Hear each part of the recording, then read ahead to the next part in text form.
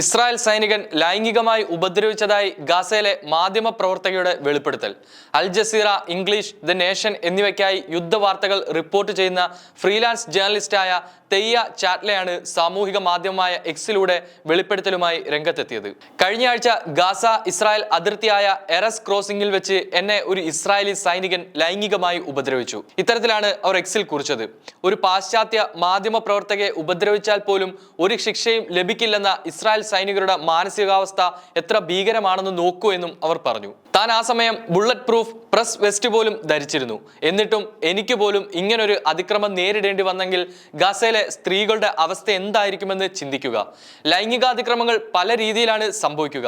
യുദ്ധഭൂമിയിൽ ചൂണ്ടിപ്പിടിച്ച വലിയ തോക്കുമായി നിൽക്കുന്ന ഒരു ഇസ്രായേൽ സൈനികനരികെ നിങ്ങൾ ഒറ്റപ്പെട്ടെങ്കിൽ അത് പിന്നെയും ഭീകരമായിരിക്കുമെന്നും അവർ കൂട്ടിച്ചേർത്തു. ലോകരാജ്യങ്ങളുടെയും ഐക്യരാഷ്ട്രസഭയുടെയും എതിർപ്പുകൾ അവഗണിച്ചും യുദ്ധ നിയമങ്ങൾ കാറ്റിൽ പറത്തിയും 8 മാസമായി ഗാസയിലും റാഫയിലും ഇസ്രായേൽ സൈനികരുടെ കണ്ണിൽ ചോരയില്ലാത്ത ക്രൂരതയും കൂട്ടക്കുരുതിയും തുടരുന്നതിനിടെയാണ് മാധ്യമപ്രവർത്തകയുടെ വെളിപ്പെടുത്തൽ കൂടി പുറത്തു വരുന്നത്.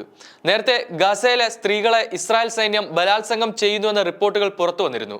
ഗാസയിൽ നിന്ന് പിടികൂടിയ സ്ത്രീകളെയും പെൺകുട്ടികളെയും ഇസ്രായേൽ സൈനികർ നഗ്നരാക്കി പരിശോധന നടത്തുകയും ബലാത്സംഗം ചെയ്യുന്നതായും ഐക്യരാഷ്ട്രസഭയുടെ വിദഗ്ധ സംഘമാണ് വ്യക്തമാക്കിയിരുന്നത്.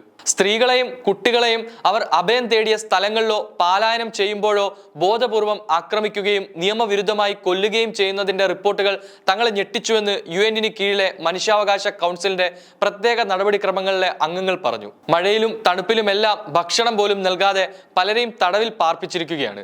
ഗാസയിലെ സ്ത്രീകളും പെൺകുട്ടികളും മനുഷ്യത്വരഹിതവും അപമാനകരവുമായ പെരുമാറ്റത്തിന് വിധേയരാകുന്നു. സാനിറ്ററി പാഡുകൾ എന്നിവ നിഷേധിക്കുകയും ഇവരെ കഠിനമായി മർദ്ദിക്കുകയും ചെയ്യുന്നുണ്ടെന്നും സംഘം വ്യക്തമാക്കിയിരുന്നു. അപമാനകരമായ സാഹചര്യങ്ങളിൽ തടവിലാക്കപ്പെട്ട സ്ത്രീകളുടെ ഫോട്ടോകൾ എടുത്ത് സൈന്യം ഓൺലൈനിൽ അപ്ലോഡ് ചെയ്തു. ഇത്തരം പ്രവൃത്തികൾ അന്താരാഷ്ട്ര മനുഷ്യാവകാശങ്ങളുടെയും മാനുഷിക നിയമങ്ങളുടെയും ഗുരുതരമായ ലംഘനങ്ങളാണ്. അന്താരാഷ്ട്ര ക്രിമിനൽ നിയമത്തിന് കീഴിലുള്ള ഈ ഗുരുതരമായ കുറ്റകൃത്യങ്ങൾ റോം നിയമപ്രകാരം വിചാരണ ചെയ്യണമെന്നും വിദഗ്ധ സംഘം അന്ന് അഭിപ്രായപ്പെട്ടിരുന്നു.